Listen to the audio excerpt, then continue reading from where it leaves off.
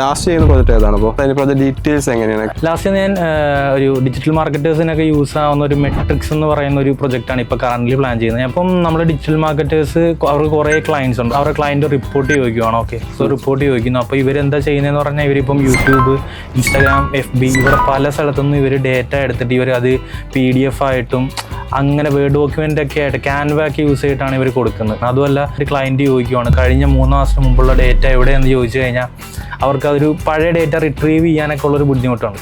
അവിടെയാണ് നമ്മുടെ മെട്രിക്സിൻ്റെ ഒരു ഗുണമെന്ന് പറയുന്നത്. അതായത് ഇപ്പോൾ തൊട്ടാണോ യൂസർ ഇത് ഉപയോഗിക്കുന്നത് അപ്പോഴത്തുള്ള ഫുൾ ഡേറ്റ ഇതിന് നമ്മൾ API കീസ്, അതായത് നമ്മൾ FBയുടെ API കീസ്, ഇൻസ്റ്റാഗ്രാമിൻ്റെ API കീസ്, യൂട്യൂബിൻ്റെ API കീസ് ഒക്കെ യൂസ് ചെയ്തിട്ട് നമ്മളിത് ഇതിൻ്റെ വർക്കിംഗ്, അത് വ്യൂസ്, ലൈക്സ്, വാച്ച് അവേഴ്സ്, അതിൻ്റെ എല്ലാ കാര്യങ്ങളും ഇതെല്ലാം നമുക്ക് ഒറ്റ പ്ലാറ്റ്ഫോമിൽ കിട്ടുക എന്നുള്ളതാണ് ഇതിൻ്റെ ഒരു മെറിറ്റ് എന്ന് പറയുന്നത്. ഹോസ്റ്റിംഗ് ഏതിലാണ് കൂടുതലായിട്ട് ചെയ്യുന്നത്? ഹോസ്റ്റിംഗ് ഇപ്പം റീസെൻ്റ്ലി ഞങ്ങൾ AWS അല്ലാതെ പുതിയ 2 പ്ലാറ്റ്ഫോം അറിഞ്ഞു. അതായത് റെൻഡർ, റെയിൽവേ, ഇതാണ് ഈ 2 പ്ലാറ്റ്ഫോം.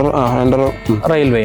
സോ ഇതിൻ്റെ പ്രത്യേകത എനിക്ക് AWSന് എന്താ വ്യത്യാസം തോന്നിയെന്ന് വെച്ച് കഴിഞ്ഞാൽ ഭയങ്കര സിമ്പിൾ UI ആയിരിക്കും. അതായത് നേരെ നമ്മൾ കയറുന്നു, അപ്പോൾ അവർ ചോദിക്കും ഏത് ടൈപ്പിലുള്ള സർവീസാണ് വേണം. നമ്മൾ ഓക്കെ വെബ് സർവീസ് അതെടുക്കുന്നു. അപ്പോൾ നമ്മൾ റെപ്പോൻ്റെ ലിങ്ക് ചോദിക്കും, റെപ്പോൻ്റെ ലിങ്ക് കൊടുക്കുക. നേരെ ഈ എന്ത് ചെയ്യാന്ന് വെച്ചാൽ ഓട്ടോമാറ്റിക്കലി ഈ റെപ്പോസിറ്ററി യൂസ് ചെയ്ത് ഡിപ്ലോയ് ചെയ്യാം, നമ്മളൊന്നും അറിയാം. ഓക്കെ, AWSലാകുമ്പോൾ കോൺഫിഗറേഷൻസ് ഉണ്ട്, S3 ബക്കറ്റ്, അതേപോലെ ഇങ്ങനത്തെ ഒരുപാട് കോൺഫിഗറേഷൻ, ആ ഒരു ഡിഫിക്കൽട്ടി ഒഴിവാക്കാം.